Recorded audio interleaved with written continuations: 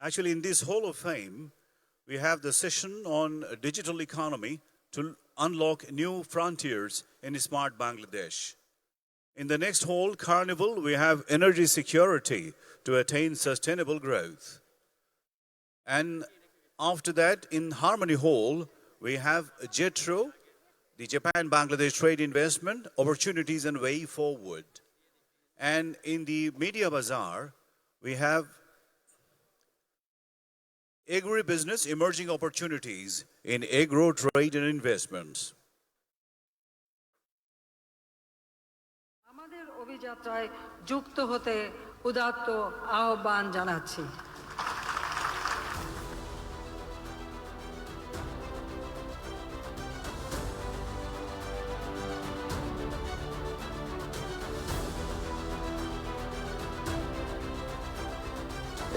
FBCCI. It was a wonderful gathering. To me, the inaugurations, it was really a very wonderful speech has been delivered by the key government personnel, which was a complete inspiring really for Saudi investment and for other international investment.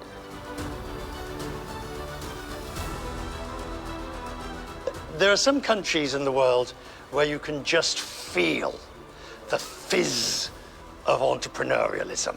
Everybody's got a deal or a factory or a business or a this or a that. Bangladesh is one of those places. The number of people who just couldn't wait to get their cards into my hand. Now, they're not doing it because they honestly expect me to do a deal, but they want to get forward their view of this country.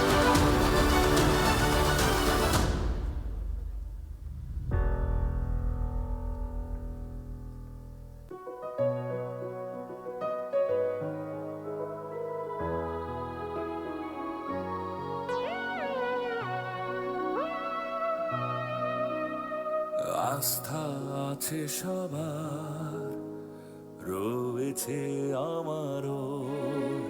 এই দেশকে নিয়ে সামনে যাব আরো।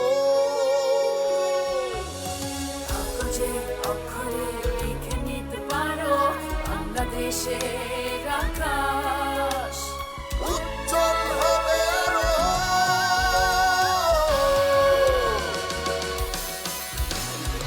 অর্জন আছে অনেক, জানি হবে আরো। স্বপ্ন হবে পূরণ, সংশয় নেই কারো। অর্জন আছে অনেক, জানি হবে আরো।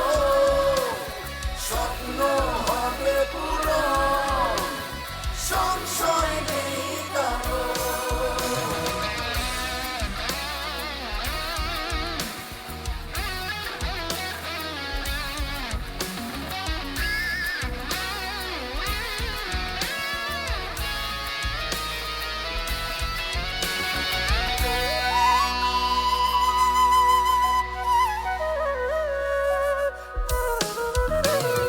কণা থেকে মহাসাগর এ যেন বিস্ময় দেশের জন্যে গর্বে আমার মাথা উঁচু হয়। ও কণা থেকে মহাসাগর এ যেন বিস্ময় দেশের জন্যে গর্বে আমার মাথা উঁচু হয়। কাগজে অক্ষরে লিখে নিতে পারো বাংলাদেশের আকাশ উজ্জ্বল হবে আরো।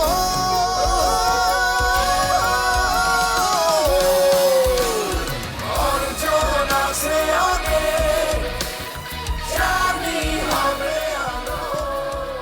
Hello.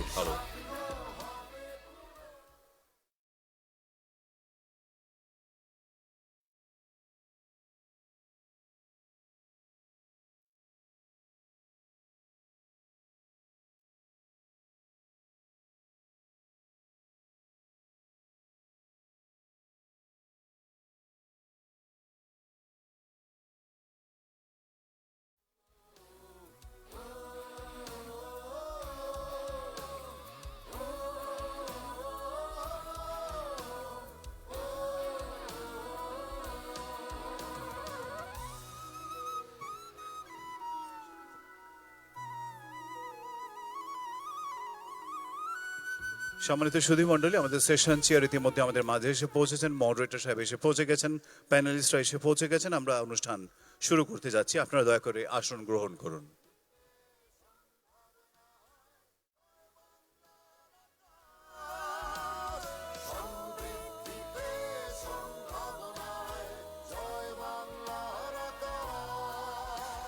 যে জাতি সংঘবদ্ধ হয়, যে জাতি রক্ত দিতে শেখে, সে জাতিকে কেউ দাবায় রাখতে পারে না।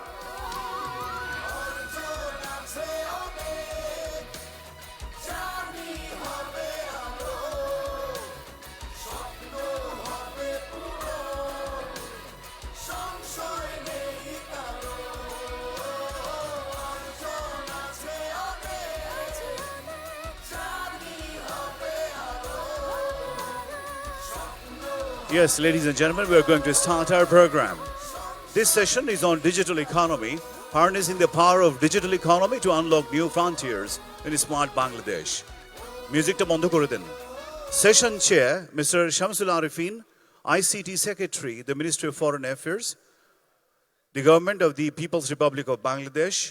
Moderator is Syed Mohammad Kamal, Country Manager, MasterCard Bangladesh, and Vice President of MCHEM, American Chamber of Commerce in Bangladesh. We have the keynote speaker and special guest, Mr. Junaid Ahmed Polok MP, State Minister for Information and Communication Technology, Government of Bangladesh. As panelists, we have Mr. Kamal Kadir, Founder and CEO, Bikash. Bjerke Mikkelsen, if I'm not wrongly pronouncing it, Bjerke Mikkelsen, CEO, Daraz. Mr. Vivek Sood, Joint Acting Group CEO, Asiata. Mr. Jürgen C. Arans Rostrup, Executive Vice President and Head of Telenor Asia. Russell T. Ahmed, President Basis. As guest of honor, we have Mr. Masood bin Momen, Foreign Secretary, Minister of Foreign Affairs, Government of the People's Republic of Bangladesh. I request the moderator and the session chair to take their seats along with all panelists and the keynote speaker.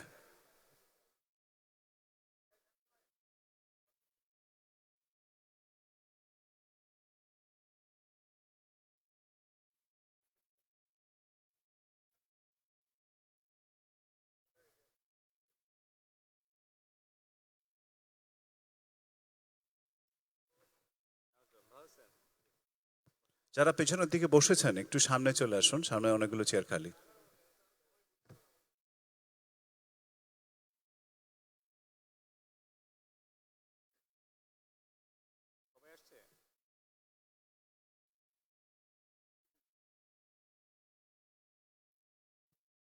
Yes, ladies and gentlemen, as I said already, the moderator, Syed Mohammad Kamal, he is the country manager, MasterCard Bangladesh, and Vice President of American Chamber of Commerce in Dhaka.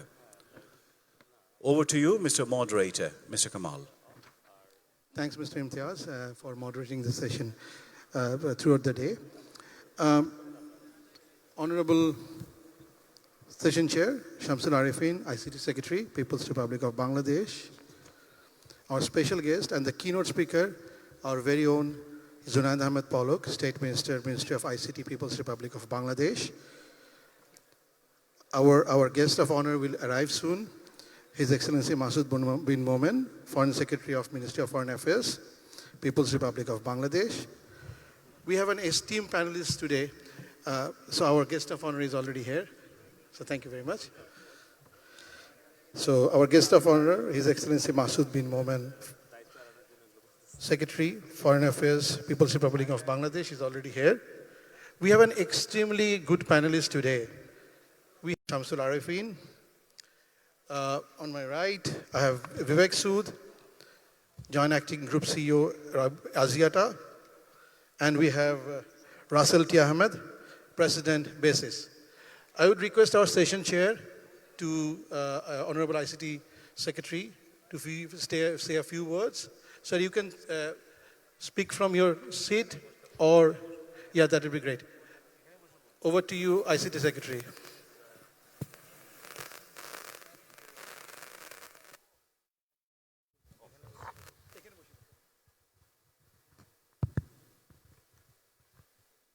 Thank you. As Session Chair, I am Shamsul Aivin, ICT Secretary. I would like to invite you all this plenary session. Session title, Harnessing Digital Economy to Unlock New Frontiers for a Smart Bangladesh. Today's session, our Honorable State Minister, Ministry of ICT, Mr. Junaid Ahmed Palak will present a keynote. He is the keynote speaker and the special guests. And we have panelist, moderator Syed Muhammad Kamal, CEO, Master Card, and panelist, the 6 panelists we have, and our guest of honor, Mr. Masood bin Momen, Foreign Secretary, Mopal. As we know that we're going to build the smart Bangladesh. Our Honorable Prime Minister already declared that Bangladesh will be a smart Bangladesh, and to achieve this smart Bangladesh, we have to go through a smart economy, a smart citizen, a smart government, and ultimately we will achieve the smart society.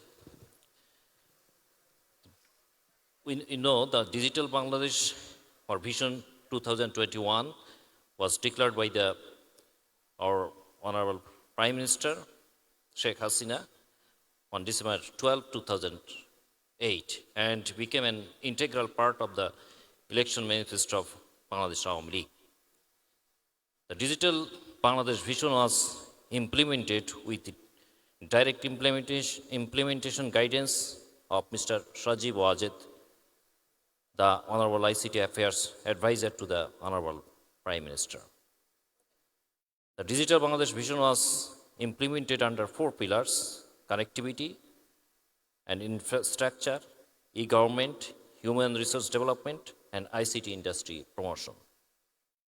The Digital Bangladesh Vision laid the foundations for a digital economy and helped Bangladesh propel towards it.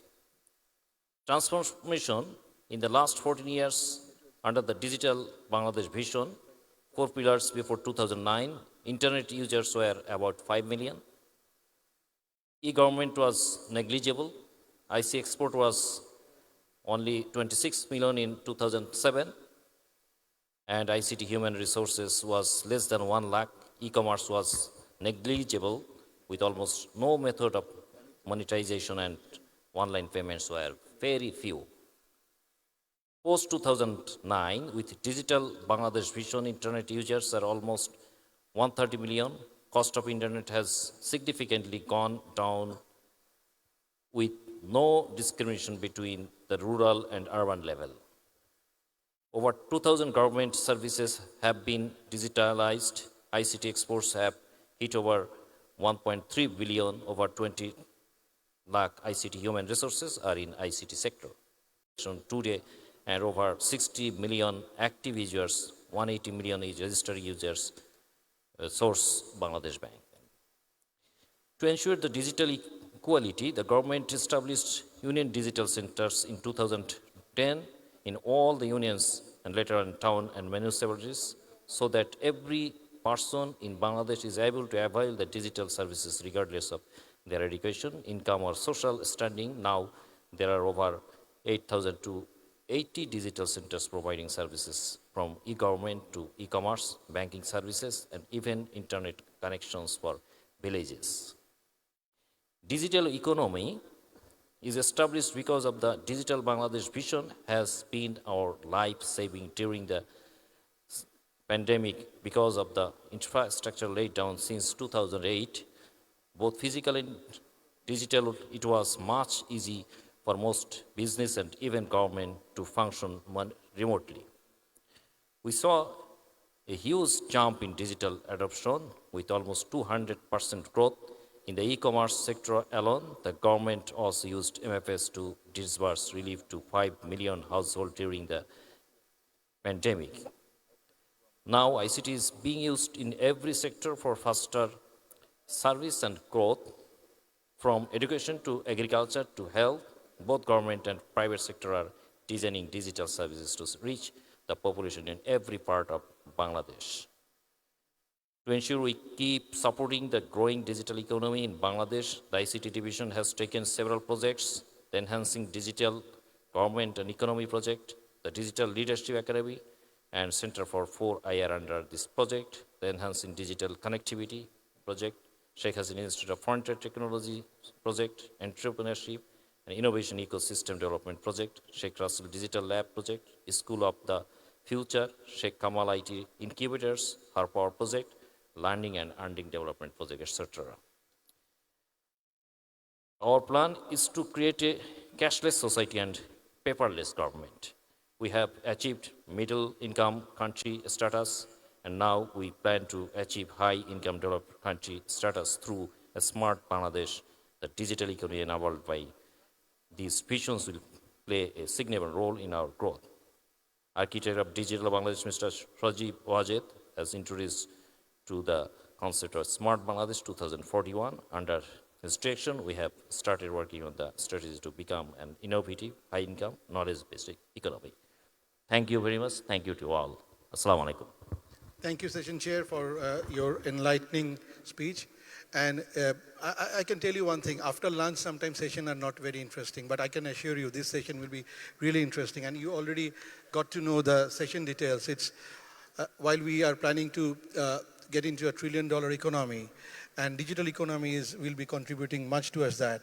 And today's session is harnessing the digital economy to unlock new frontiers for a smart Bangladesh. We all know about that our government has put up a plan to become a smart Bangladesh by 2041, and digital economy will play a... For your kind introduction, let me welcome you to my presentation, Digital Bangladesh to Smart Bangladesh. Thank you, distinguished guests. Especially, we have a lot of Masouds on the stage. Masood bin Momen, Masood Kamal, and some other panelists. So welcome to all of you to my presentation. Father of the nation, Bangabandhu Sheikh Mujibur Rahman, highlight the importance of building an economic system that is rooted in the soil, people, culture, and history of Bangladesh. This sentiment reflects the need of the create an economic system that is inclusive and responsive to the needs of the country's diverse population. Now, Honorable Prime Minister Sheikh Hasina, the dreamer, the visionary leader of Digital Bangladesh and the founder of modern Bangladesh, turned Bangladesh from a least developed to a middle-income country. The Honorable ICT Affairs Advisor, the main architect of Digital Bangladesh, Mr. Sajib Wajed Joy, is guiding us to create the digital economy and also an inspiration for our youth who are creating knowledge-based industries and services in the country. Our Prime Minister has envisioned 3 major milestones for Bangladesh. Vision 2021, middle-income country, achieved Digital Bangladesh. Vision 2031, to achieve SDG goals. And also, Bangladesh will be the 23rd largest economy in the world by 2041. The Digital Bangladesh program was implemented under 4 pillars and helped achieve sustained growth utilizing technology as the backbone of economic development. Based on these 4 pillars, digital government, connectivity and infrastructure, human resource development, and ICT industry promotion.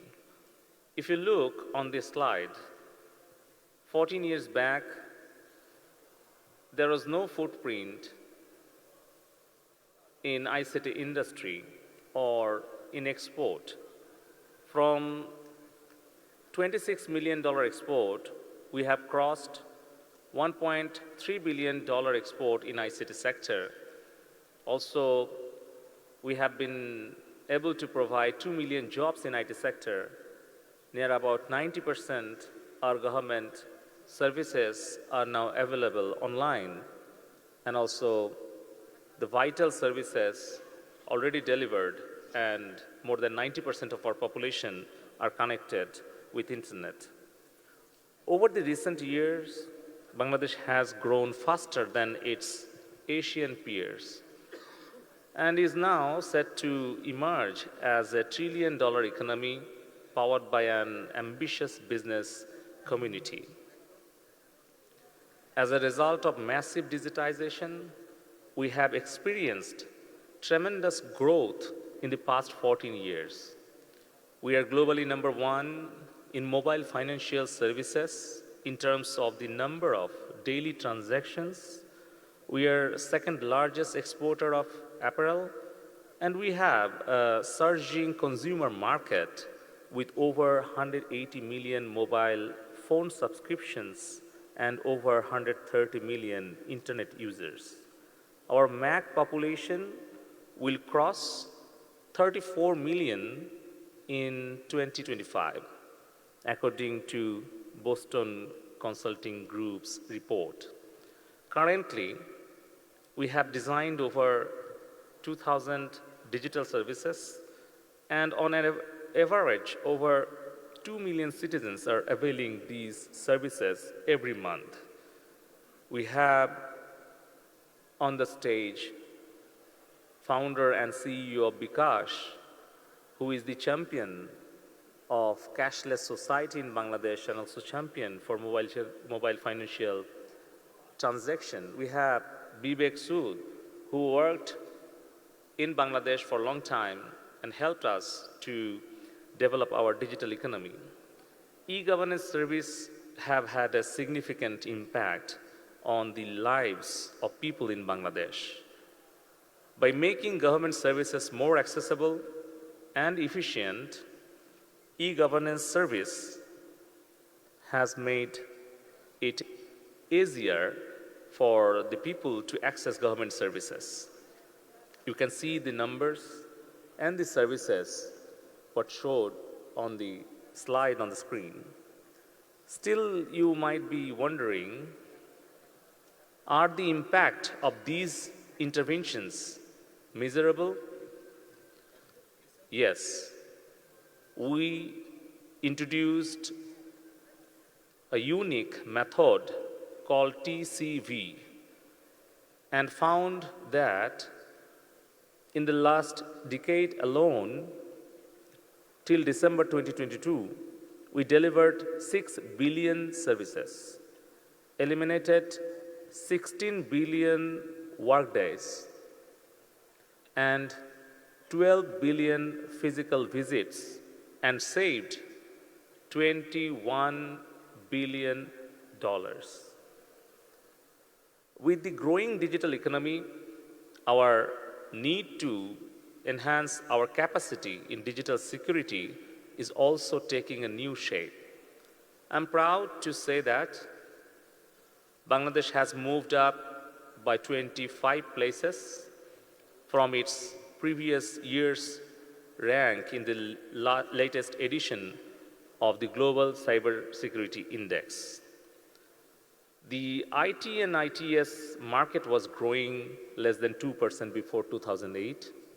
And since 2008, the market grew at a rate of 10% annually. And in just last 4 or 5 years, the market started growing at a staggering rate of 40% on average. The size of our digital economy is currently at 5 billion plus and rapidly increasing.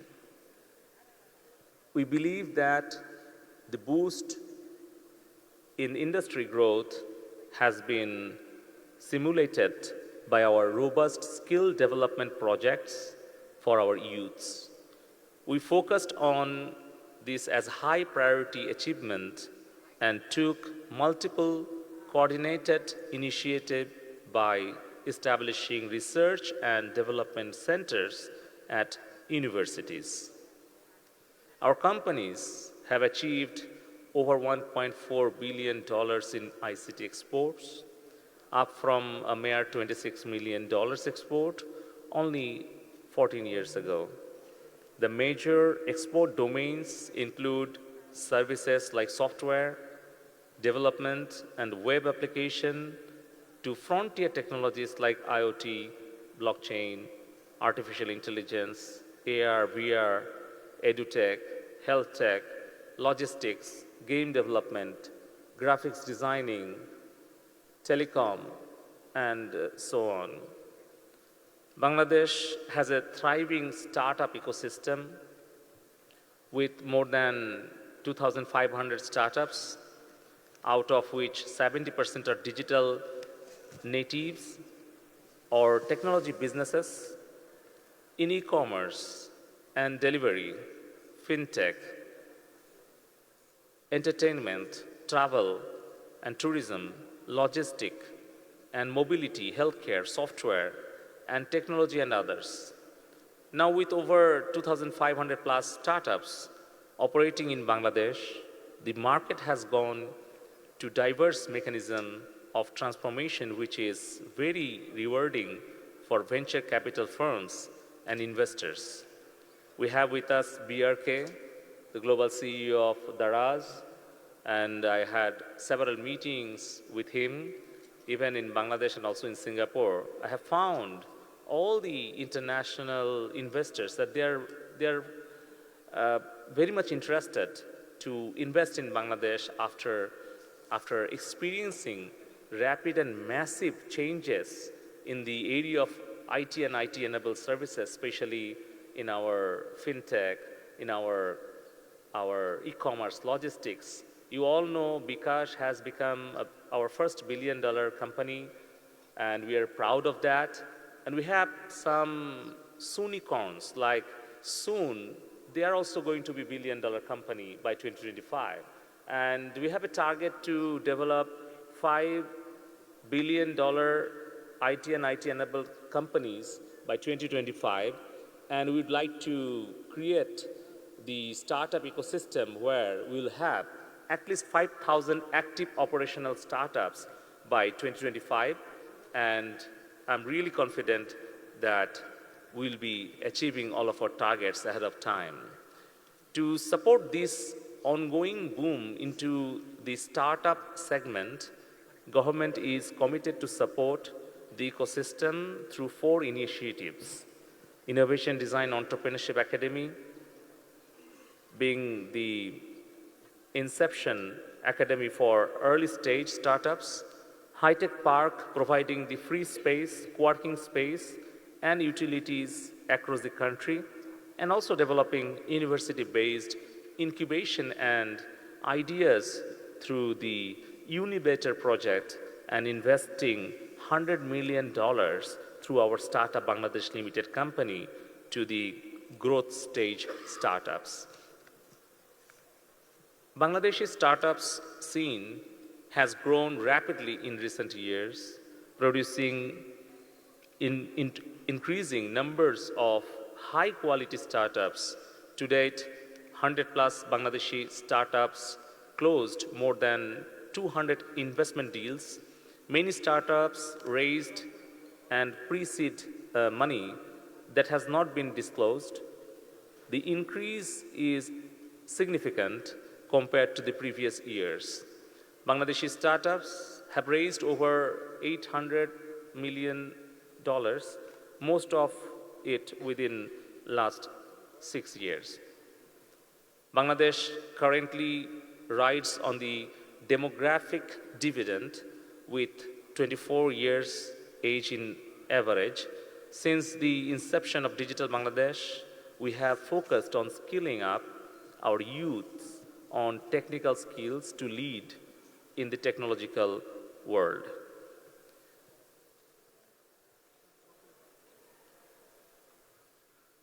We are also focusing on conducive infrastructure development to support the industry ecosystem on the tech space.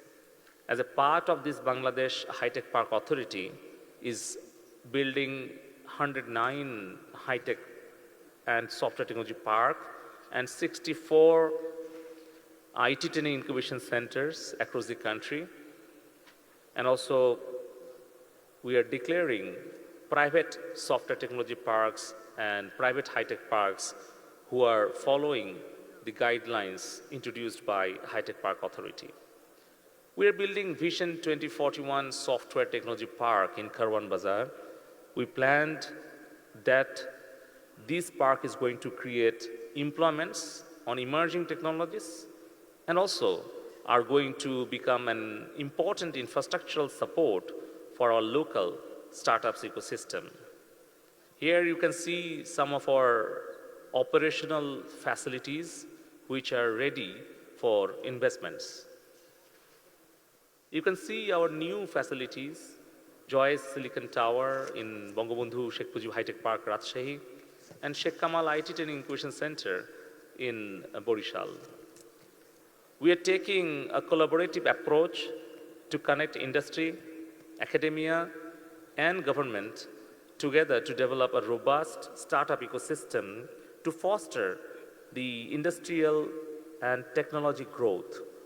To keep up with the rapid technological change, we have this strategy to prepare skills for the knowledge and innovation economy in place. As a result, we developed Made in Bangladesh ecosystem already, and we are getting investments in pretty much in all aspects of information technology, AI, blockchain-based software technology, biotechnology, renewable energy, green technology, IT hardware, IT-enabled services, R&D, etc. Global companies like Sony, Hyundai, Nokia, Samsung have already established their operation in high-tech parks in Bangladesh, and also our local companies like Walton, Vision, Jomuna, they are also exporting their electronics and digital devices across the world. We have been able to create the new stream of digital investors, mainly because of our favorable fiscal and non-fiscal incentives for our investors. Companies are taking the benefit of a growing nation along with the number of facilities, incentives to help the investors start their business in Bangladesh, such as 100% tax and VAT rebates, 100% tax rebates in capital machineries, 100% profit repatriations, 100% foreign ownerships, and many more. Our Honorable Prime Minister, Sheikh Hasina, emphasizes on collaboration to build a better world. She said, I quote, "If you want to go fast and far, innovate together." And it is time to look forward towards a bigger vision, Smart Bangladesh 2041. The economic goals in the Smart Bangladesh will focus on increased per capita income, achieving a steady economic growth, gradual increase of the engagement of GDP in ICT, and adapting the technological development towards industrial revolution. Bangladesh is now a role model in achieving sustained growth, utilizing technology as the backbone of economic priority. And under the supervision of Honorable Prime Minister Sheikh Hasina and the proper guidance of the Honorable ICT Advisor to the Prime Minister, Mr. Sajib Wazir Joy, task force have been created to implement our Smart Bangladesh Vision 2041. The Smart Bangladesh 2041 will be implemented on the basis of 4 pillars: smart citizens, smart government, smart economy, and smart society. Smart citizens, where all government services will be available to the citizens digitally. Smart government, by transforming government into a digital administration, paperless office work. Smart society, where we will have a cashless society, inclusive and equal participation of all citizens in the digital economy. Knowledge-centric society with 100% tolerant, collaborative, and empathic digital culture and smart economy. By supporting industry and entrepreneurs to adapt to a circular ICT economy, innovative, entrepreneurial, and ICT business hub. And in order to achieve these targets, we have identified a number of transformational initiatives that will transform Bangladesh into digitally developed, advanced, intelligent, efficient, knowledge-based, and innovative, smart Bangladesh. Achieving these goals will require a collaborative effort from all sectors, including the private sector. And today, I want to share some ideas for our private sector leaders present here as a food for thought. With a population of over 180 million, Bangladesh has a large and diverse consumer base, which is rapidly expanding as a result of increasing urbanization, rising incomes, and improving living standards. One of the most significant drivers of this growth is the emergence of a surging middle-income, affluent class in Bangladesh. This group of consumers has been growing at a remarkable pace, at a higher rate than its regional peers, with estimates suggesting that their numbers could reach 34 million by 2025. As per our digital adoption trend, the digital economy is going to grow rapidly over the coming decades. We have seen the changing mindset of our industry champions in adopting digital services, driving a more data-driven business, and that a good thing. In recent research, we saw that a new breed of private sector champions has emerged in Bangladesh, comprising innovative companies that have bold visions, are focused on building better consumer and customer outcomes, and leading the charge toward creating global brands. The private sector engagement opportunities in the Smart Bangladesh initiative are enormous. Today, I will share 2 proposals to the business leaders present in this session. We must invest in the manufacturing our made in Bangladesh digital products. Like ready-made garments, opportunities can be explored to develop and manufacture digital devices, robotics, IoT devices in Bangladesh and explore global markets with those products. Also, the private sector has numerous opportunities to invest in startups. The architect of Digital Bangladesh, Shajeeb was a joy, is guiding the nation to generate our own innovative ideas to take the lead in the global ICT sector. He said, I quote, "Find your own niches, find new technologies, find your own innovations. Do not imitate, innovate. Let's work together, innovate together to make and build a smart Bangladesh. Be innovative and smart. Joy Bangla, Joy Bangabandhu." Thank you very much, Honorable ICT Minister, for giving back 6 minutes to us. It's a good news.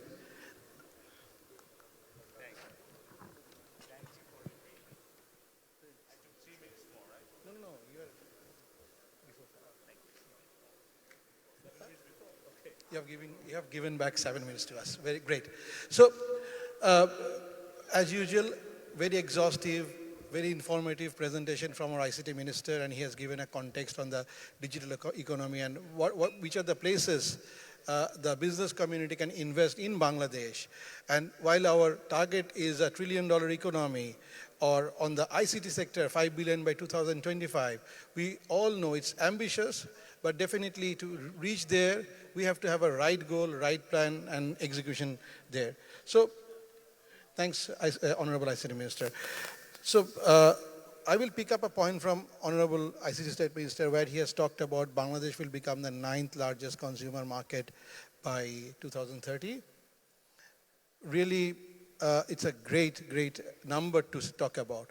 But we are having BRK, the group CEO of Daraz here. From the commerce point of view, BRK, can you just cover BRK first? So, what prospects do you see for e-commerce business in Bangladesh, and what needs to be done to take advantage of the looming opportunity?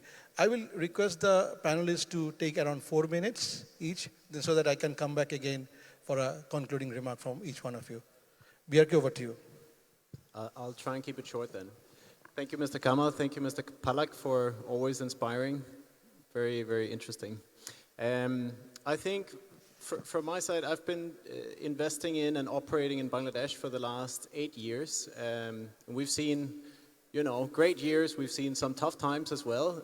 But I operate businesses across South Asia, and there's no other market where I've seen so much structural progress if I look at where we are today compared to where we were just 5 years ago. So really, congratulations to everyone. So that's amazing. And now we're at a place today where we have an ecosystem. 5 years ago, we didn't really have the ecosystem. Now we have the internet connectivity. We have the payments. Kamal has built an excellent business around the payments infrastructure along with others. We have the logistics business. We have financial services. We have credit appetite. We have a huge talent pool that's growing every day. So there's so much opportunity here, and e-commerce is still only a couple of percent of the retail market, and in other countries around Southeast Asia, it's already hitting close to 20%. So there's no question about the opportunity. But if you ask me, what is it going to take? What are the most critical factors for us to really tap into, the 9th biggest consumer market by 2030? That's a huge opportunity. And for me, it's 3 things. Number one, it's customer centricity. And that really means that we need to remember that as tech leaders, Kamal and I are operating tech businesses, and for us and also for everybody else in the country, all the aspiring entrepreneurs, remember that the customer is the client, right? And that sounds simple, but it's also very easy to forget. When times are good, capital markets are easy to access, and there's plenty of capital going around. People forget that we're here because of the customer. They think, we invest in customer acquisition and discounts, and then we can grow and build a great business. But we have to remember that we're only here to solve problems and to make people's lives easier and better. That's our job as tech leaders. And for us as Daraz, our customer is not only the customer who is buying a product on our app and getting it delivered through our logistics service. It's actually also the sellers. The sellers are the consumers of our services. We build financial services for them. We build logistics services. We build advertising services. And in the end, our job is to make their market bigger so that any seller in Bangladesh can access any customer all over the country, and in the future also outside of the country. But also that we make sure that it's not just about giving access, but also helping them become more efficient and become smarter so that they can actually tap into this big opportunity. So that should be the customer centricity, and really making sure that the customer is number one, needs to be the North Star for all e-commerce and tech businesses, I think, in Bangladesh for the next 10 years. So I would really just ask any young entrepreneur to remember that. Be very strong on your customer value proposition. The second thing I would mention is integration of the ecosystem. Right? Now we have this amazing ecosystem that we spent the last 10 years building. But where we have to do more in order for it to scale over the next 5 to 10 years is the integration across these different components. So for example, for us, we know we have about 8 million active shoppers on Daraz that are buying products on our platform. Many of them, they need access to credit. They need to buy a product and be able to pay in simple installments. And we have players that have solutions for this. Kamal has a solution for this, right? And we are working with players across the other platforms to provide some of these solutions on our platform. But we need to be better and more integrated. So because we know our customers, we know who are the good customers, who are the high value customers, who are credit worthy. And if we take that knowledge and price the risk properly and find the right partners who's also willing to take that risk and turn it into a financial product that is customized for the customer, then we can really unlock a huge potential. And that comes back to the customer centricity and really making sure that we're designing the best product for the customer, not just based on what we as Daraz know, but what we as an ecosystem knows. Sorry, I'm going over time. Yeah, if you can just complete in next 15 yes, seconds. I'll wrap it up quickly. So I would say first is the customer centricity, the second is the integration of the ecosystem, and the last is the policy framework. And on the policy framework, I would just make it very short. It's not only about making it easy as a tech business and a digital business, it's also about making sure that we make it sustainable. So very soon, the capital markets will open up. Bangladesh will be at the front of the global scene because of this amazing story that we've created here. Capital will be coming in from all over the world. Investors will be coming in from all over the world. But we need to remember that we're investing for the long term and making sure that we also support good, sustainable business and not just any business. That's really the key to long-term scalability in the e-commerce industry. Thank you, BRK. And be very precise and given the recommendation. Thank you very much. So I will move to Yogan from Telenor Asia. Yogan, Telenor is working in Bangladesh for quite some time now. What role do you see the telecom sector playing in the era of the digital economy? We understand the connectivity, and we understand when you're talking about digital commerce, definitely connectivity is a key, or any sort of digital economy that is key. So over to you, Yogan. I know you have a hard stop, so 4 minutes for you.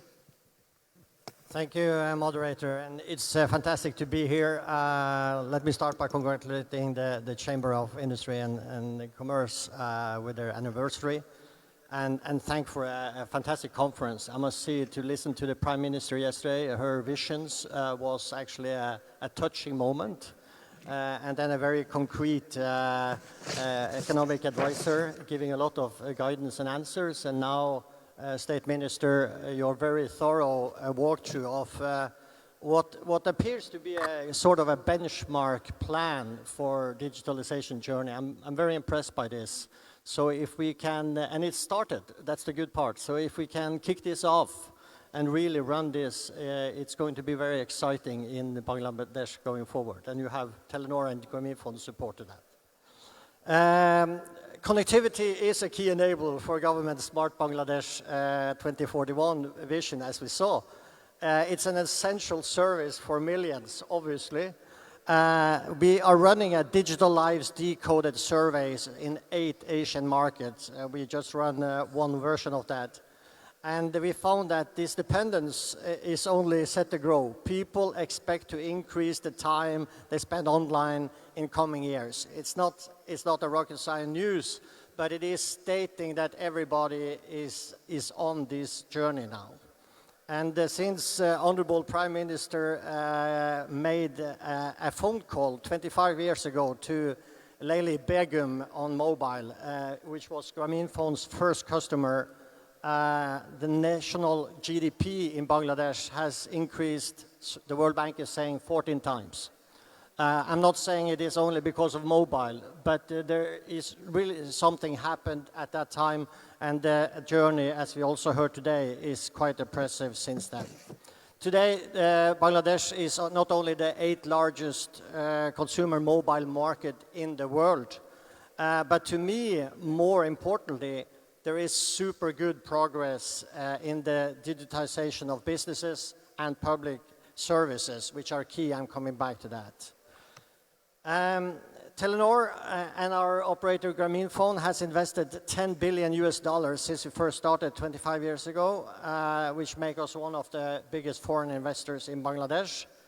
And we are proud that we launched 5G trials recently in Bangladesh last year. We will continue through Grameenphone to be a technology leader here, and rest assured 5G will be here when needed and when relevant. But 5G alone is not the answer on how Bangladesh can fast embrace economic prospects. Because the answer to the second part of your question, the matters that is needed, it is digitizing SMEs, it is digitizing public sector is critical, and also digital skills training. And the State Minister was touching on all those three elements as well. I will, however, spend my time there. In the same Digital Lives Decoded study that we have made, people in this country, in Bangladesh, were most convinced that mobile technology significantly improves their economic prospects more than in any other Asian market. So 69% in Bangladesh said, yes, it does.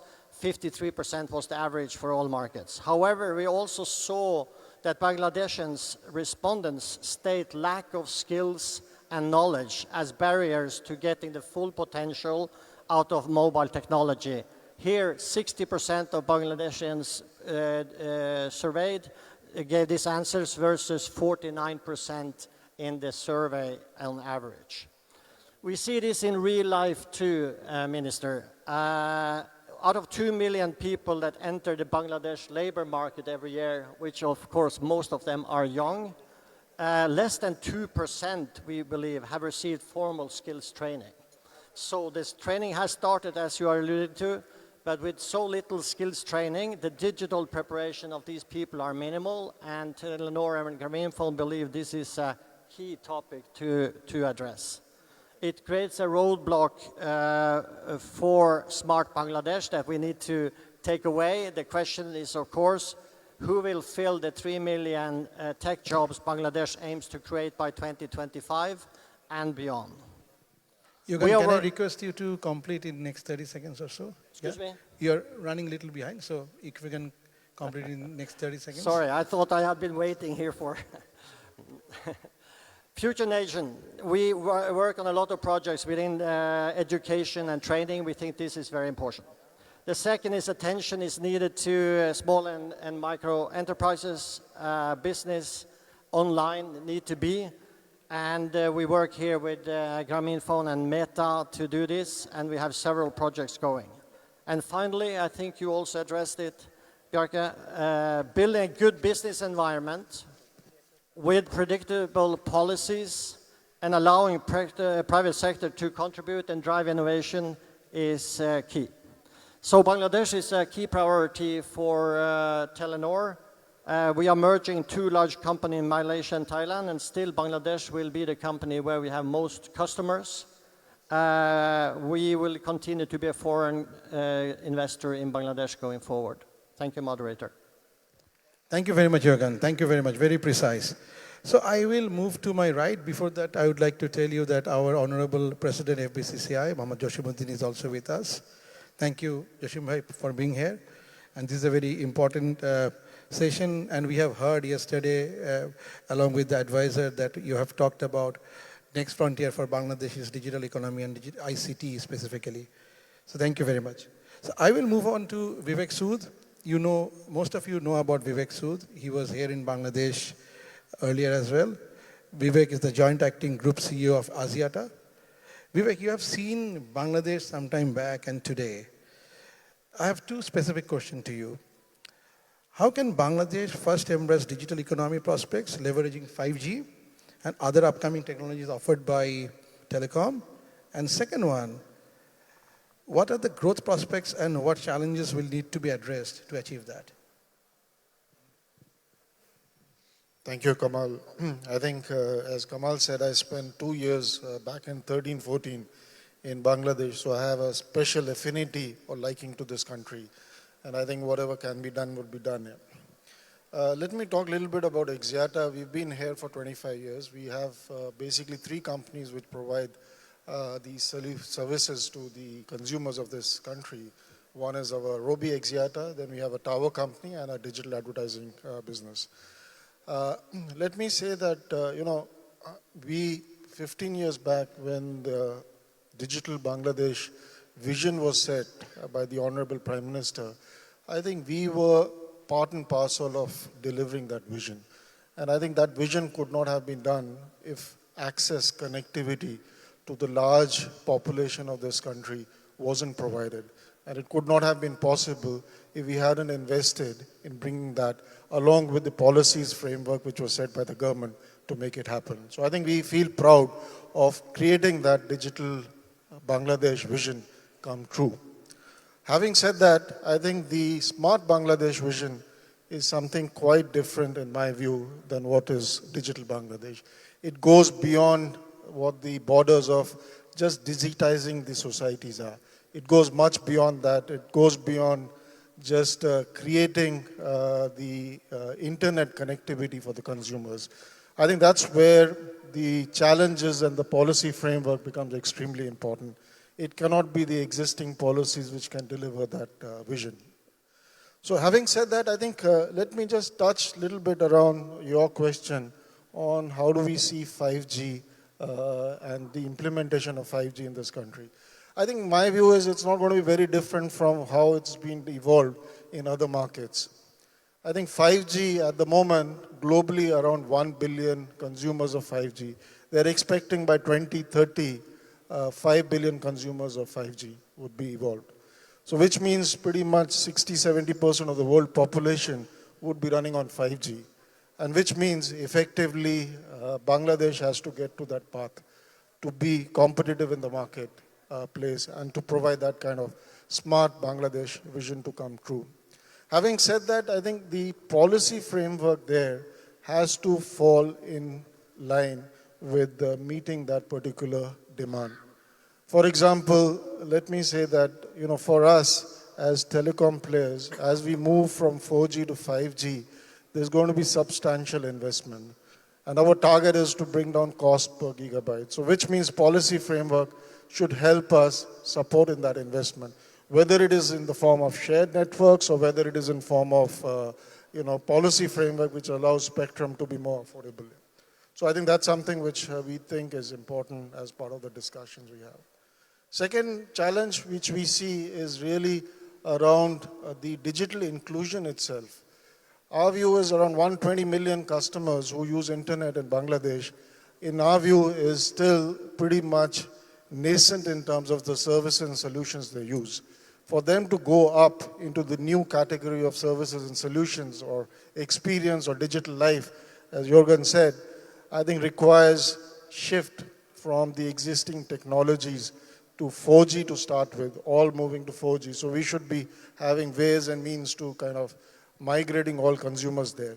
But having said that, I think the government has to work with us on providing right digital literacy. If you don't have that right digital literacy, you will always have lower end of the pyramid being deprived of being part of the digital inclusion, digital society. So I think that, in my view, is extremely important. Third item, I think, is we as an industry have always struggled with the taxes. I think the taxes should be used more as an investment vehicle than actually a collection of revenue, in my view. We pay more than 50% of our revenues in taxes, and that makes even the services more expensive for the consumers. So I think something which we need to look at. The other area which I think is where we should be probably, I think the minister talked about is actually device ecosystem. I think we can provide access, we can provide connectivity, but if we don't have the right kind of devices in play, which provide the right kind of services could be utilized, whether it is on IoT, whether it is on handsets, devices. If that does not play along with the connectivity access layer, then you will never have consumers actually adopting those services. So I think devices, in my view, is extremely important. The last bit I would say as a challenge, what we face as an industry is also that the licensing in Bangladesh is somewhat fragmented, which is fine, which is a policy decision of the government, but there should be willingness to invest in outside what mobile operators are investing. If you do not have, that becomes a bottleneck. For example, 5G. If you do not have a good transport, if you do not have good fiber network in the country, even if we put the right kind of equipments, access to the consumers at the last mile, you can't move the data across.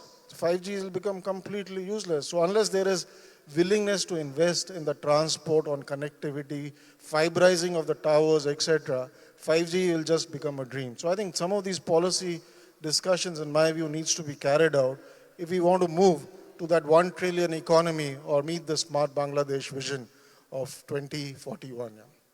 Thank you. Thank you very much, Vivek. It's very enlightening. So I will move to the extreme left. Kamal Kadi, CEO Bikash. Kamal bhai, you and me, we work in the same industry of DFS or digital financial services. We know, according to Bangladesh Bank data, every month between MFS cards together, almost 13 billion worth of transactions are happening, be it P2P or ATM transfer or payments, and almost $150 billion a year. But we are also seeing that our honorable governor has given us a target to become, like, out of all transactions, 70% transaction will be digitalized by 2025. So it's a big target, we understand. I will come to you and will definitely, DFS is having a significant role towards the digital economy. Why you think digital financial services important for Bangladesh? That is already proven, but give us some more light to that. What are the growth opportunities in DFS and how can Bangladesh turn the growth prospects into reality? Over to you, Kamal bhai. Thank you.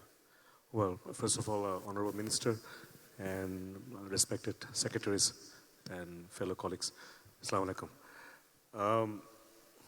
Well, I mean, Vivek is present here and these are the people who built the telephone network. We are somewhat building something on top of that. So if you look at the very fundamentally, it's a flat country, dense population, and government supported with good policies. So that gave the birth of mobile phone infrastructure. And subsequently, companies like us, we built on top of that infrastructure, how do you provide another level of service? So when you have an ecology like this, not capitalizing that. So I'm trying to address your question, Kamal bhai, that why MFS is relevant for Bangladesh. So when you have a situation where close to 87 million unique customer, or even now it's probably 100 million unique customer has individually owning mobile phone. And each of those mobile phone is a small computer. So, and then you have network all over the country. And you have good regulation that protects customer fund, and that also gives visibility to the central bank where the money is. So when you have these ingredients, MFS type service, there should be no reason why it should not be, should be there. So once we have it, you're talking about the benefits, it brings tremendous amount of benefit. It gives, of course, the fund transfer and the efficiency. I mean, if you look at the distribution cost of different services has gone down. Mobile network operator, we use a major part of their airtime is now sold by us, through us. And that's reducing their efficiency, reducing their cost, increasing efficiency. and 3 in the morning, when somebody needs airtime. People didn't have that option before MFS service was there. People had to wait until the next day or borrow someone's phone to make a phone call. But now you can top up your phone and you can make a phone call. So benefits are very tangible. I'm going to give you, share with you one intangible observation that economists made. So a group of economists, in combination with some economists in the US, Bangladesh Bank, BIDS of Bangladesh government, did a study. And what they demonstrated that people who are using MFS in poor part of the country, their nutrition intake has gone up. So we are a bit startled by this thing. What we found is that when you don't have MFS, then parents are working somewhere else. After 2 weeks, they're sending money through some means, and then you're getting nutritious food. But that nutrition is not, the intake of that nutrition is very different than when you're sending it small amount of money every day, and you're buying an egg or you're buying some better food. So the benefits of different kinds are there. I mean, of course, there's government safety net is there, and common people having a place to store money. I mean, we are looking at, Honorable Minister, you're showing how our income is going up. Where will people leave this money? It's a very important thing because a large number of countries, people don't have access to storing money. And if you don't have the ability to store money, you don't get out of poverty. Because you're earning money, you're spending next day. But when you have a capacity to store, then you have a different kind of perspective about your life itself. I mean, a service like bKash today has become the collective mattress for the whole country. Like instead of putting the money under the mattress, you're saving the money in a system like bKash, which subsequently putting the money into either government treasury or into scheduled commercial bank. That way, in terms of financial inclusion, common people are participating in the country's economic growth. Because I have the electronic money in my wallet, but the physical money is either with the government treasury or the scheduled commercial bank. And then those institutions are giving money for other activities. So a rickshaw puller is today participating in the digital economy that way. So benefits are definitely immense. Now going forward, if you look at very simply the vision Honorable Prime Minister has given us, if you just reverse it a little bit, 15 years ago, whatever GDP income we had per capita is equal to what China has today. Okay? So if we fast forward 12 or 15 years, we have, as the minister you were showing, that we'll have over $12,000 per capita. So for that, we need different kind of preparation. We need to make sure the regulations are there, where the consumers' interests are protected. And we need to make sure that there's a level playing field across the industry. We need to make sure we have all the right ingredient to attract foreign investment. And finally, I want to point out that a company like bKash, after the political direction, central bank came up with a regulation, and we were able to operate as a practitioner. But after 12 years of a lot of hard work, what we have demonstrated that foreign direct investment, some of the best investors in the world, can be attracted to Bangladesh. Of course, the common people's utilization of this kind of platform validates most important thing, that people adopt technology here. But it is also demonstrated that what is also validated, that good quality textbook companies can be built in Bangladesh. So I think if we focus on those areas, like how do we maintain keep the governance clear? How do you maintain the regulation clear? How do you have a level playing field where all are operating in the same space? I think the visions that is being set can be achievable very easily. Thank you very much, Kamal Bhai. And definitely, from the DFS point of view, we all want to see the regulations are right. And secondly, we all believe that if the money is stored in a digital form, that is digital economy. It's money is out of digital form and withdrawn from an ATM or an agent, definitely it's a cash again. So I will move to my extreme right. Russell Bhai, I have categorically kept you at the last of this session as because yesterday at the opening ceremony, we have heard that next frontier for Bangladesh's economy is ICT. When you are talking about $1 trillion economy, definitely ICT will play a significant role. while the government has given a target of $5 billion by 2025, from basis, you have also talked about and given a vision to the Commerce Ministry and relevant ministry. It can be like 20 billion can be achieved by 2031. It's a 4 times target you are talking about, and you know about it when you will be talking about it. This responsibility or part of the responsibility will come to you. So my question to you, in light of fourth industrial revolution setting in full swing, what prospects do you see IT and ITS, and what will be the area of interest? I mean, why people will invest in ITS? You don't have a mic? Okay. Thank you, Kamal Bhai. Good afternoon to all of you. Maybe Kamal Bhai's colleague at my basis board, and that's why he put me last of all.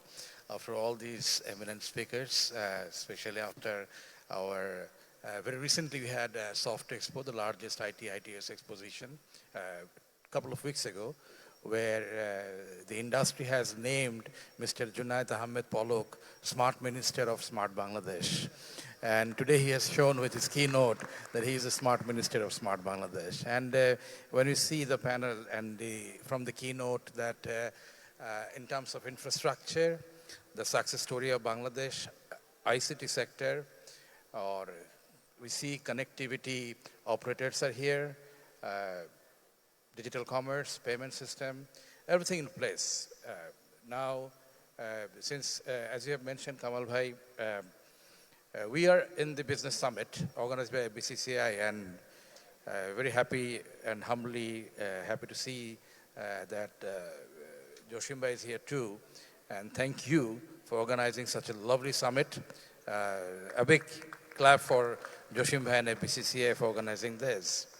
Yes, we have mentioned in the Soft Expo, and if I go back just a couple of weeks, sometime in early February, before Soft Expo, we had a small discussion with our Honorable Prime Minister.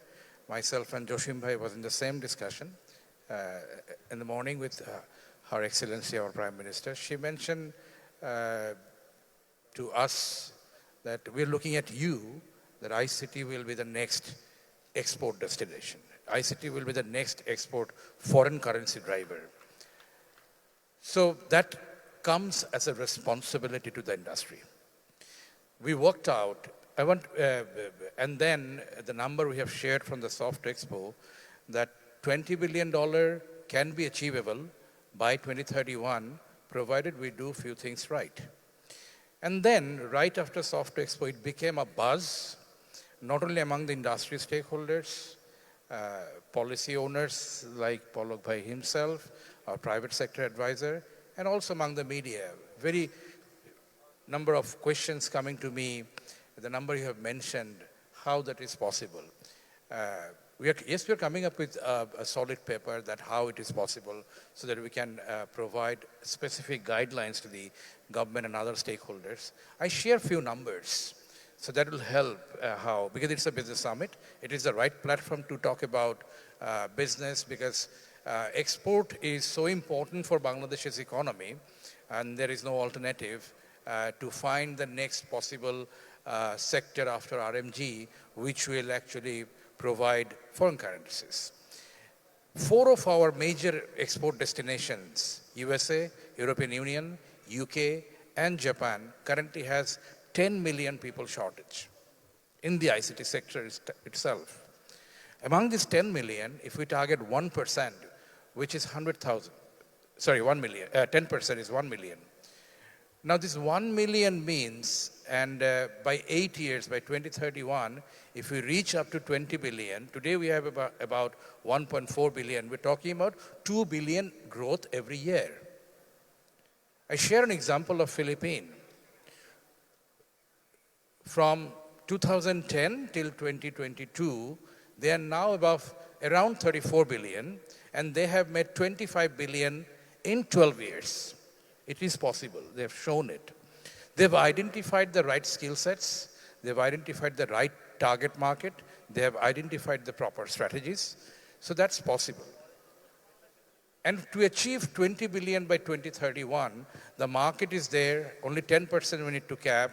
And then how many people we require?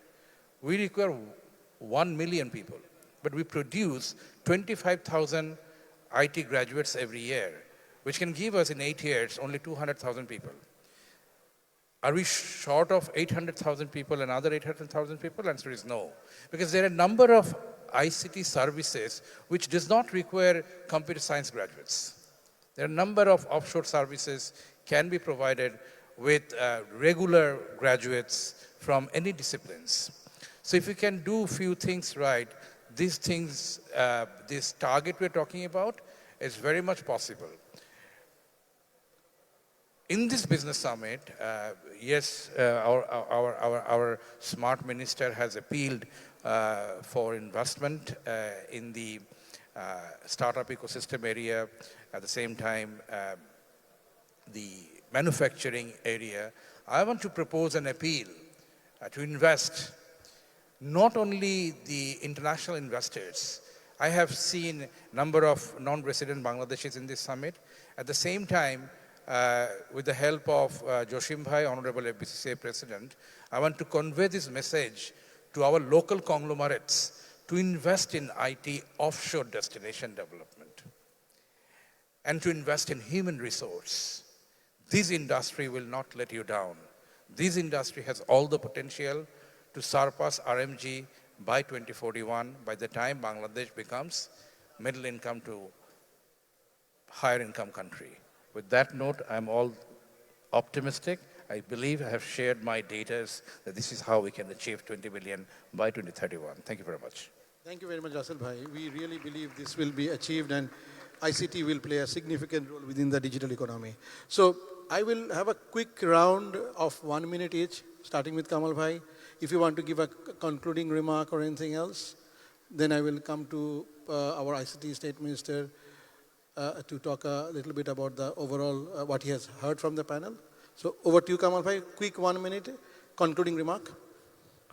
Sorry, you caught me on the blank spot because I thought you would be following the same sequence. Correct. But, you will start, yeah. So I think the progress we have made in last 15 years is the best part of this is that we, earlier if a liberal magazine would be mentioning that our future growth is that, our future growth is this, there was no predictability.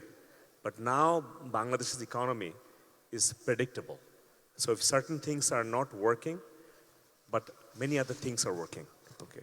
So I think that is the I mean, I don't want to go with a vague term saying we are resilient. I just want to be a bit specific that there are sufficient things are working in the right direction that we can predict that the country's economy is heading in the right direction. And on the digital space, I would point out one thing is all our growth are very inclusive, and it's the bottom-up growth we have.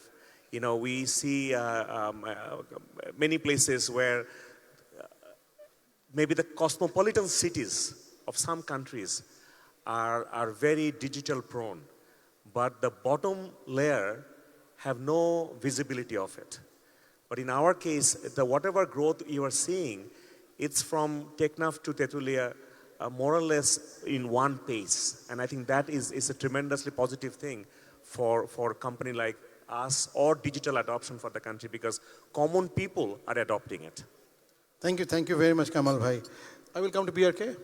So if you can give a concluding remark. Yeah, I'll keep it very short. I very much agree with Kamal that the predictability is key. And it's I think when I started doing business in Bangladesh, it was a bit of a gamble to see, is this market really going to do all the things that it takes to get to the next level? And we have done that. So now we have this predictability, and I would like to build on that everybody around here has the right visions. It gives me a lot of comfort to speak to all the different stakeholders and feel that everybody actually has the same interest and the same commitment to make this happen. But I just also want to say that we should never underestimate, the effort of actually doing it. So it's very, very important that we as stakeholders, we stay very close. and that we actually do what is required to work together and actually create this vision. Thank you very much. Over to you, Yogan. Thank you. Focus on digital upskilling, number one. Number two is we need those public services and businesses to go in front and help them in that. And number three is the predictability, taking away old blockers and making new rules for the digital world. And Grameenphone will participate. Thank you very much. Vivek? I'll be brief on this. I think all Bangladesh have all ingredients in place, in my view, to deliver the vision of Smart Bangladesh. I think it's really around how do you have policy frameworks which is more certain, more predictable, and looked at from a long-term destination where we want to go. And I think as operators, we are open to have those dialogue with the government to put the right kind of a policy framework to make this vision of Smart Bangladesh come true. You have a mic? Yeah. Russell Bhai, over to you. Thank you once again, Conway. Final note, I'll make just one thing. We had 52, we had 71, we have seen Bangabandhu, and now we are seeing the visionary leader of our Honorable Prime Minister Sheikh Hasina. We see the vision set by our architect of Digital Bangladesh, Mr. Shojib Wajid now, and Joy, and now we see our smart minister and all these smart panelists, the smart audience. I'll just say one thing. Bangladesh has tremendous potential. Bangladesh has unlimited potential. Invest in Bangladesh business, and ICT is the key driver to Smart Bangladesh. Thank you very much. Thank you, Russell Bhai. So I will move to our ICT State Minister for a concluding remark as well. After that, there will be Q&A session, and we'll move to the guest of honor for final remarks. So before that, I would like to summarize the overall discussion, what we have discussed. One big point came in most of our panelists that right policy, supportive policy is needed. There is a discussion about customer first initiative. We talked about digital roadmap. We talked about a shift from current to the digital mode, or digital literacy is also needed. Then we talked about a level playing field, and so on. So I think it's the stage here today, it's a very heavyweight stage. If you see from left to right, I think these are the players who will take Bangladesh to the next level on the digital economy. First, I would like to give a round of applause for the panelists. So I will request our Honorable ICC State Minister, if you can, sir, you can give a remark on the overall discussion, what you have heard, as because you have given a tremendous good presentation after that it has happened. Thank you. Thank you very much, Kamal Bhai, for your excellent moderation. So I'm also agreed with you. Definitely, it was fantastic discussion. All of our panelists, they have contributed and shared their thoughts, their recommendations, suggestions, and future plans with us. The only one thing what I have observed is missing. That is, we have actually taken three-prong approach between ICT division and BASIS. Always we talk about the collaboration between government, industry, and academia. So in this stage, on this stage, what I have observed that we have a representation from government, policymakers, we have secretaries. I am here from the cabinet. We have fantastic champions from private sector. The only one major player is missing here, which is academia. So I hope the next time we have president of FBCCI, Joshimuddin Bhai. We are really happy and proud to have you as our leader, and you have organized in this business summit in a bigger scale. So we are really proud of FBCCI and your leadership. So I would like to congratulate you for organizing this, but definitely we should have three-prong approach, which is government, industry, and academia collaboration. So a few more things I would like to share with you in conclusion that Honorable Prime Minister Sheikh Hasina always, she focus and she says that government should not do the business, government should create business-friendly environment. And you see, we have 3 success stories on the stage. In 2010, maybe Kamal Kadir Bhai, when Honorable Prime Minister Sheikh Hasina introduced our policy for MFS, and also Honorable ICT Advisor guided Bangladesh Bank to set up National Payment Switch. These 2 decisions created the opportunity for Bikash and Kamal Kadir. Now, Bikash is the champion of mobile financial service. Same thing, 25 years ago, Vivek previously worked for Grameen, and now we have Yuagan, who is the director for Telenor for Asia. We met before many times. So Honorable Prime Minister Sheikh Hasina actually broke the monopoly of telecom and introduced a new policy and created the competitive environment for the telcos. And now you see the revolution of mobile phone telephony, and each and every households, each and every family, they have at least one mobile phone. These kind of policies are really very much needed. And last one, BRK, not only they have invested, they have actually created the attraction of many foreign direct investment in Bangladesh.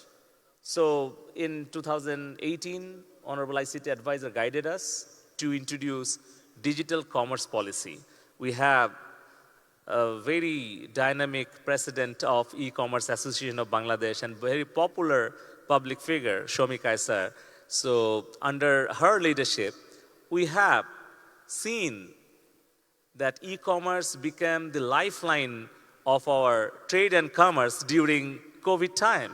So these are the success stories of the transformation of digital Bangladesh. So lastly, I would like to share with you that we have a target to create innovation ecosystem in Bangladesh, because over the last 50 years of time, our economy totally based on agriculture, expatriate workers' remittance, and garments. These are the 3 areas of source of our economy. But now, slowly, we are transforming from labor-based into technology-based. And our future target is to be knowledge-based economy by 2041. And that is why we are setting up 57 research and innovation centers inside the university campuses, and also setting up university incubation centers. We have another target to create entrepreneurial supply chain.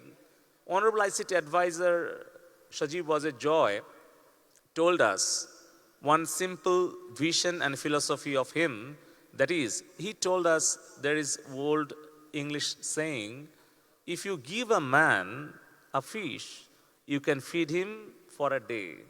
If you teach a man how to fish, you can feed him for his lifetime. So that philosophy we follow, and we are creating our youth as a job creator, not as a job seeker. So you would like to create more problem solver than more problem creators. So we have introduced coding in our primary education. We have introduced programming in secondary, higher secondary level. We are setting up innovation research center. And lastly, we would like to create the startup ecosystem, because we believe that these young startups, they are actually going to lead our smart Bangladesh by 2041. So with this, I would like to conclude to request all of you, this is not the time to compete to each other, rather collaborate to each other. Let's work together, collaborate to each other to build smart Bangladesh, to create a $1 trillion economy by 2041. Thank you very much. I took your microphone so that you cannot stop. I know. Always a smart minister will do that. What he was telling, that he has taken my mic so that I cannot stop him. So I know you are unstoppable. We know about it. So I will move to Q&A, but I believe Yogan needs to leave with the permission of the session chair, special guest and guest of honor. We are allowing him to, yeah. Joshim Bhai, do you want to join us at the stage? Joshim Bhai, do you want to? We are talking about digital economy and your presence at the stage might be needed. Please, for a few minutes. Yeah, so we will be moving to Q&A. We have a mic at the audience. Do we have mics? Do you have the volunteers who are having the mics? Okay. So we have started almost 45 minutes late. Already it's 15 minutes over time now. It will be precise. I will take few questions, not much. Voluntarily, if you want to have question, you have to be very specific on digital economy only, number one. And number two, introduce yourself and shortly ask about the question specifically. Let's not have a long question. So can we have a mic? I think do you have a mic here? At the second row. Can we have a mic at the second row, please?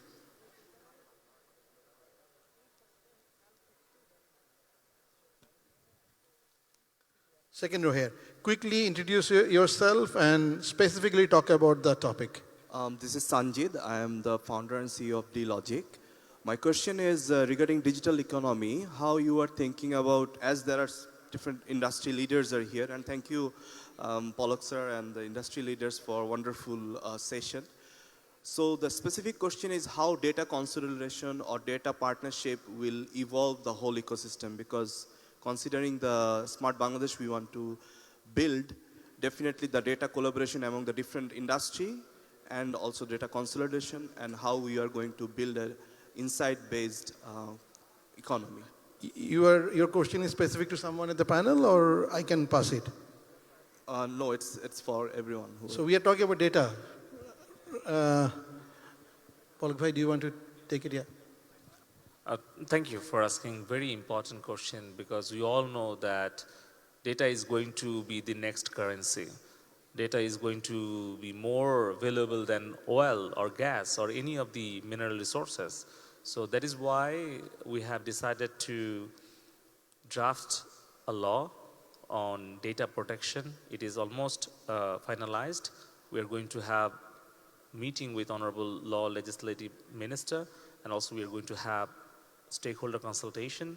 After that, there will be some classification of data so that we can create that opportunity for the startups, for the private sector leaders and innovators, so that you can also process open data, you can utilize some kind of exclusive data, and also we can keep protected our citizens' data. At the same time, we can protect our classified data. So all these things are really very critical. We are studying general data protection rules of European Union. Recently, we have seen how Australia introduced their data localization law. Also, we are studying Singapore and some other American and Indian laws, so that we can make a very smart and forward-looking liberal data protection law. I think many of your opportunities will be created, and many of your questions and your interest will be fulfilled by introducing data protection law. So I think within this year, we'll be able to enact this law. Thank you. Thank you, thank you. Thank you very much. Any other question from the audience? Before that, I would like to go to this side. Can I go to this side? Just introduce yourself quickly and ask, if you are having a specific question to the panelists, please ask accordingly. Good afternoon, panelists. My name is Shipan Halder. I represent a company called Farm8RX. I'm actually an investor from Canada. I was born in Bangladesh, which brought me here to this beautiful country to invest in IT and technology. So my question to all the panelists are the great successful stories that I've heard from all of you guys. How do we encourage more people like myself and other international investors, and how do we open the channel for Bangladesh on the IT sector for them to come in? And how do we make it smoother? How do we advertise it a bit more, better? Thank you very much. I believe you are the story, actually. So you are talking about you have invested as a NRB. So why don't you give your story to us before we will talk about it from the panel? He's a basis member. Huh? He himself is a basis member. Okay. So you know how you work, and for any sort of investment in IT, it's a two-way communication. First of all, anyone wants to invest in ICT, we always welcome them to come and talk to one single point destination, which is basis. We have all our hands of cooperation for you, and at the same time, for people like you brand Bangladesh to the rest of the world, rest of the people where you live in Canada. So invite them, and then we can collaborate. The margin is there. Perfect. Thank you. Very well said. Can we come to this side? We have Shomyapa, you want to ask something? As because we have to have some. Just hold on. You want to ask any question? As because digital commerce is the Shomyapa, Shomi Kaisar, President, E-Commerce Association. So digital commerce is while we are talking about ICT, we know that digital commerce is also the next frontier. Do you want to comment or ask any question? Thank you so much. Basically, I wanted to make some comments. I was thinking while hearing the presentation, first of all, thanks to our ICT Smart State Minister for such a wonderful and a very holistic presentation. It gives the entire picture what's going on, what was going before, where we are now, and where we are going to go forward. And thanks to all the panelists, and also thanks to our dynamic FBCCI president to be here on the stage. The comment that I wanted to make is basically what actually the Daraj CEO and Vivek Sood was mentioning in terms of digital literacy in every layer.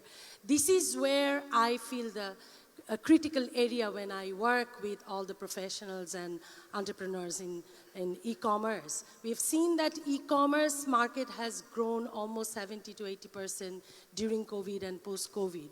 So this is where how we can actually join hands with the local conglomerates investment that Russell Bhai mentioned. This is a tireless job for us, those who are the businessmen here, e-commerce, we have wonderful entrepreneurs here. We look for angel investment, but we always go and reach out to our local conglomerates to invest on us, on our human resource. Another, to Daraj CEO, I want to thank you when you were mentioning about the customer-centric service. But during our last 7-8 years journeys, 9 years journey, we have seen it was very difficult. Our customers are very adaptive. We have seen how Telenor or Robi Axiata mobile operators, for their services, all the consumer all over the Bangladesh, people who didn't have any literacy about the device, but they operate a mobile phone. So we know that our people are very adaptive in terms of digital literacy. But when we suffer constantly with our customers to give them the literacy, how to actually use the online platforms. So this is where we want to work, and maybe Daraj can also help us. Thank you so much. Thank you very much. Shomyapa, for yeah.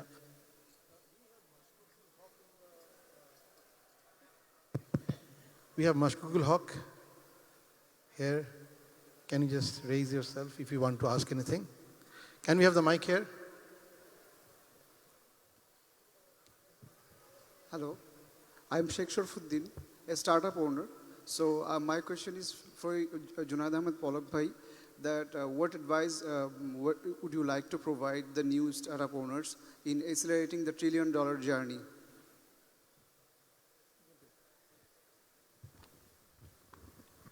Thank you very much for asking me very interesting question that how startups are going to play a role to achieve this $1 trillion economy.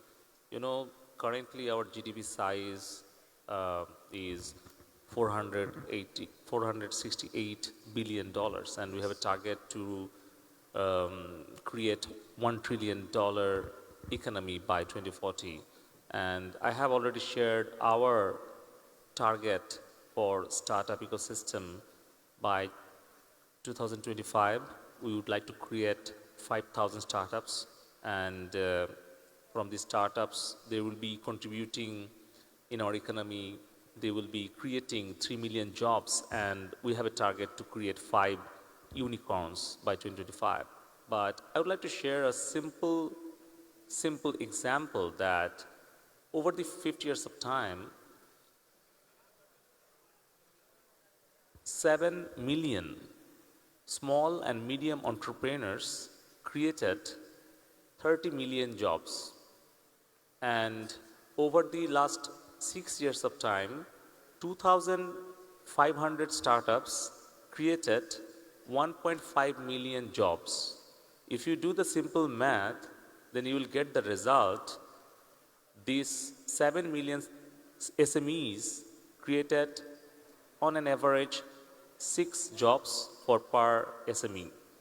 But one single startup created more than 600 jobs.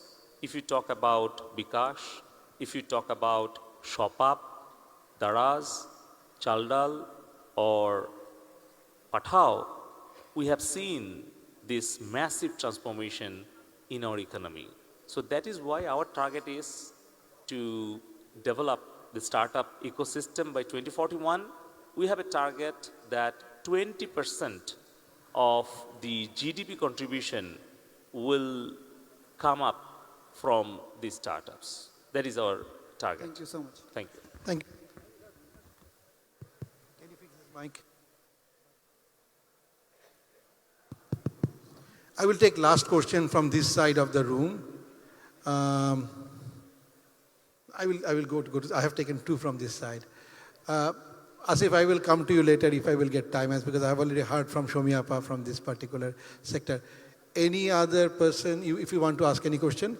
So good to see the FICCI, Foreign Investor Chambers ED is here, AmCham ED is here, US BBC Director is here, and so on. So I'm seeing a lot of chambers from the foreign, representing foreign companies are also here. Last question from this side, apart from Asif. Huh? At the back, can we have the mic there? Please quickly introduce yourself and ask a specific question.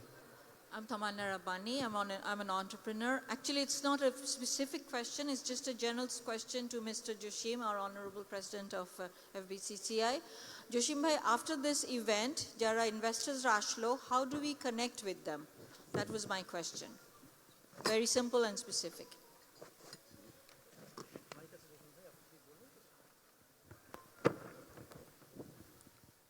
Thank you very much.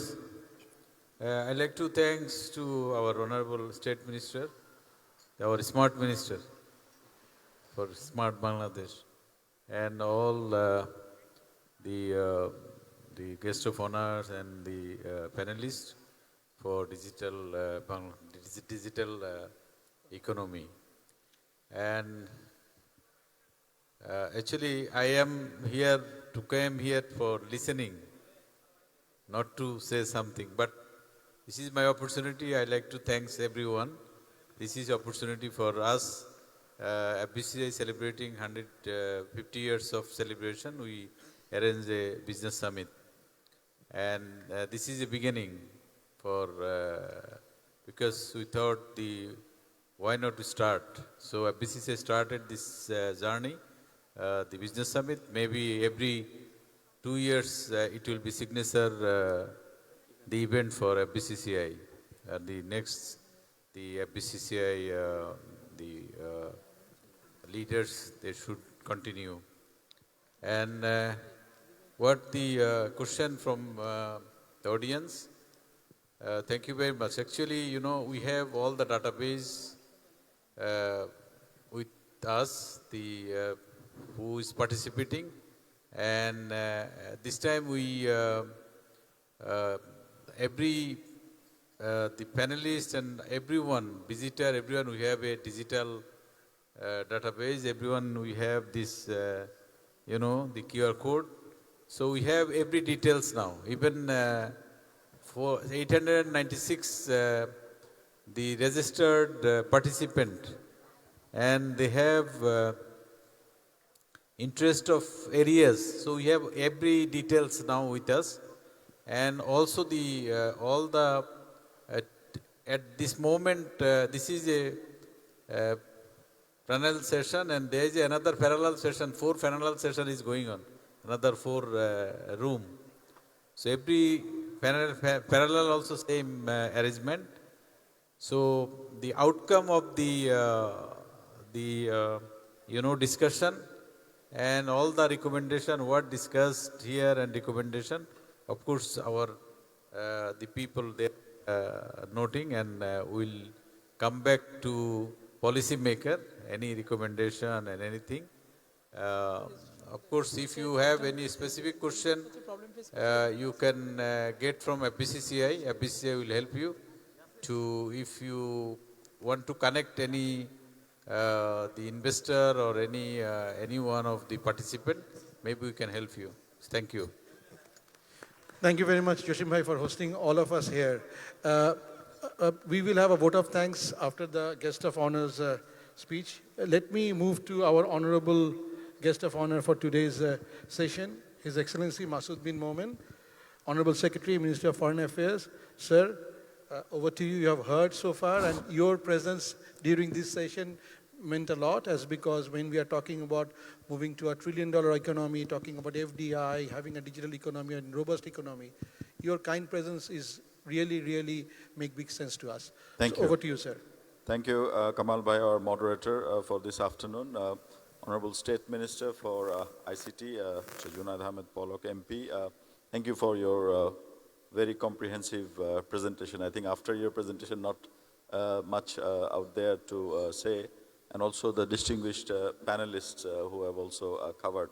Let me first congratulate FBCCI for the 50th anniversary and the program that have been chalked out. We were happy to be part of this endeavor.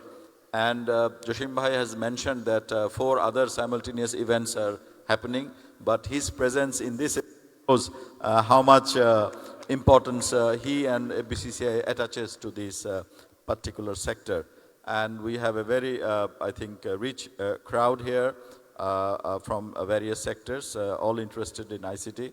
What our Honorable Minister mentioned, that he has this missing link, mentioned academia.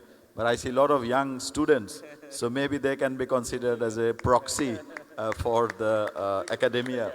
I was just, in Doha for the LDC 5 conference with the Honorable Prime Minister. I was leading Bangladesh delegation. And many delegations mentioned during this conference that we should not have a single dominant exportables in the export basket. And in Bangladesh's case, of course, everybody knows that 83% of our exportables are garments and ready-made garments and the related products. And also the destination is also very limited. It's North America, Europe, and Japan, and a few other countries.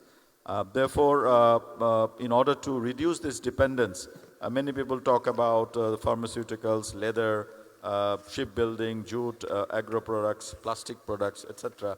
But I think IT and IT-enabled services is the way to the future, as mentioned by the BASIS president, because that is the future and we should take full advantage of that.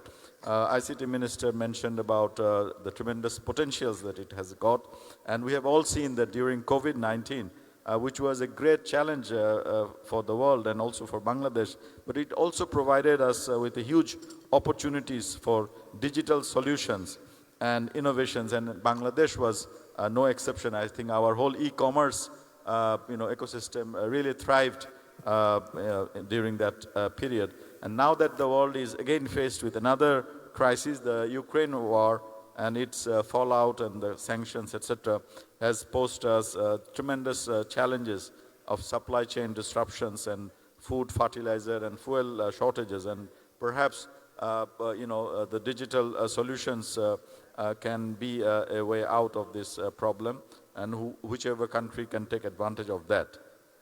Through digital means, local ideas meet with global clientele. And for young, skilled professionals and innovators, sky limit. Huge potential for our education sector, healthcare sector, and agro sector, and we are seeing the benefits. And also the service delivery system of the government to the doorsteps of the rural and peripheral population. We have a very good program in Bangladesh which started with the Prime Minister's office. The A2I project has proved tremendous success, and other developing countries are following this model through South-South and triangular population, triangular cooperation. In the Ministry of Foreign Affairs, of course, we have to provide various kind of services to the almost 10 million expats or diaspora, all over the world. And out of that, about 5 million, stay in the Middle East. And they are not, they are live in far-flung areas and economically not that much solvent. So we, with the help of the ICT Ministry, trying to reach them through digital means, through digital centers, so that they can solve their problems, consular problems. Another thing we started through our missions is to reach out the talent pool that we have in North America, in Europe, and also in Japan. How to tap that, our friend from Canada, Bangladeshi origin, he spoke a few minutes ago. So we need to tap these resources that we have by providing them the right kind of platform, that when they come to Bangladesh, where to go and who is going to help them and how. When I was in New York and Japan, I tried to, and they have very good intention to help or be helpful or part of the Bangladesh story. So we need to do that. And another service, of course, the investment opportunities in the digital sector or in the ICT sector. We have 81 embassies and missions abroad, and through them we can also attract investment.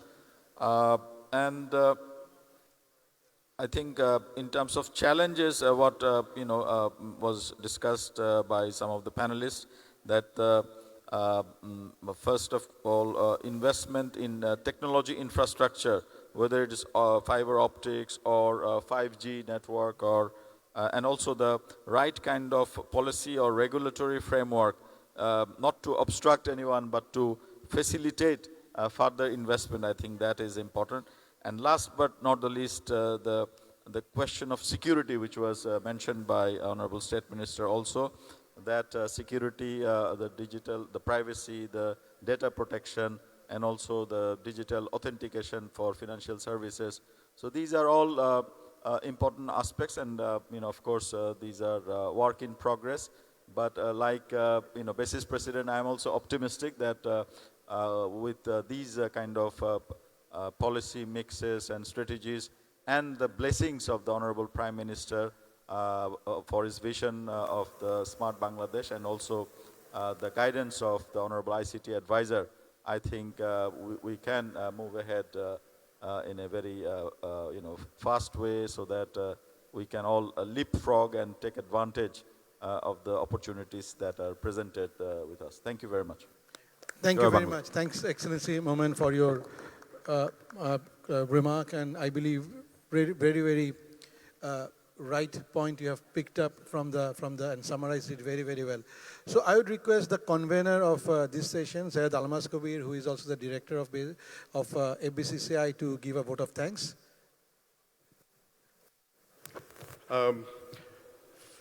Very big thanks to our Smart Minister. Thank you for taking your time and coming here and on time, even though we could not start it on time, and giving us a very comprehensive, exhaustive presentation. And so I really am thankful on behalf of FBCCI. We are very much grateful to all the eminent panelists, distinguished guests, our moderator, for taking their time and coming. Some of them have traveled all the way to Bangladesh just to attend this summit. Thanks to all the audience for coming here and participating in this wonderful seminar, plenary session. My 2 cents on the topic I really wanted to share. Of course, you can see that the theme of this business summit, Bangladesh Business Summit 2023, is accelerating the $1 trillion journey.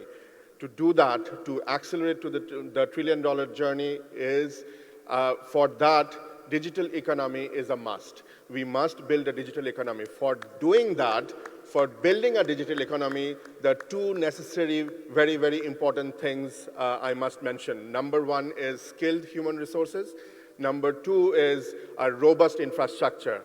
My friend from local companies, local conglomerates, international investors, I urge all of you to invest in these 2 areas, in local infrastructure and human resources, so that this vision can be fulfilled, and this really makes sense for a viable business. Also, for a digital economy, we need to iron out a few creases. Our policymakers are here. They have listened to your all the suggestions. So I believe that they will implement those policies. Another thing is that the industry, the ICT industry in Bangladesh, investing in ICT industry in Bangladesh makes sense, business sense, because people have realized, all the businesses have realized the potential, or rather the need of technology. So more and more businesses will keep on investing in technology, and for that, your investment in the ICT industry will be very much viable, because we have investment-friendly policy by the government, and as well as a young population that can adapt technology very, very easily. So for that, I urge our investors, local and international, to come and invest in the ICT industry. I must conclude by thanking our President, Muhammad Joshimuddin, to not only envisioning this international summit, the huge international summit, maybe the biggest one ever, business summit in Bangladesh, but to implement it. He has been working tirelessly for the last 1 month, working almost 18 to 20 hours a day. So thank you, Joshim Bhai, for doing this.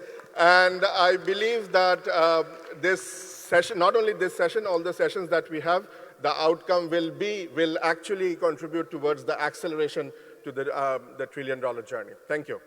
Thank you, Almas Bhai. And the topic was harnessing the digital economy to unlock new frontiers for smart Bangladesh.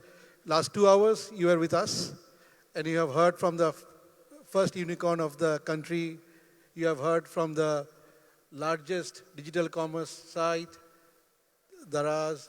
You have heard from the telecom industry. You have heard from the private sector. And finally, it has been endorsed by our Honorable State Minister, our Foreign Secretary, and our ICT Secretary. At the beginning, he has also spoken. I think digital economy of Bangladesh is at the right hands. We have to accelerate it. We have to take the right decision to take it to the next level. And thank you, everyone, for being here for the last 2 hours and patience hearing from the panelists. Thank you very much. I believe there will be a crest giving. So over to MC. Yes, thank you, Kamal Bhai. Yes, we have a few doing honors to our distinguished panelists and the chief guest and the all on this stage. I would request Mr. President, Mr. Joshimuddin, to kindly do the honor of presenting the crest. First one goes to Mr. Junaid Ahmed Polok MP, Honorable State Minister for Information and Communication Technology of the Government of Bangladesh. A very big hand for him. Very good presentation.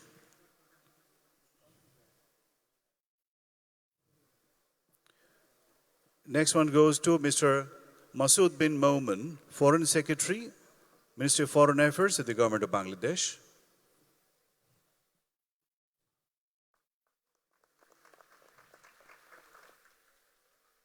Next one goes to Session Chair, Mr. Shamsul Arifin, ICT Secretary, the Ministry of Foreign Affairs.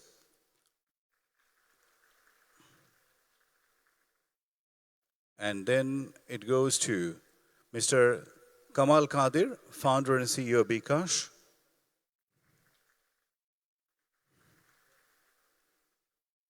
Then it goes to Daraz CEO, BRK.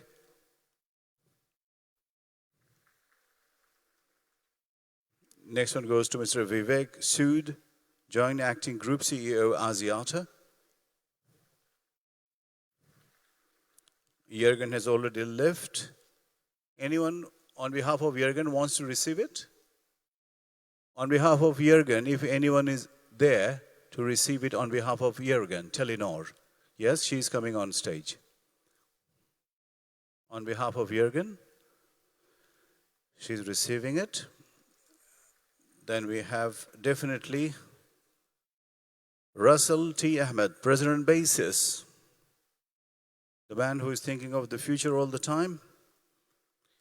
Thank you, gentlemen. Thank you so much. We end here today's session. Thanks to Mr. Jashimuddin once again for organizing such a good summit. Thank you all and bye-bye.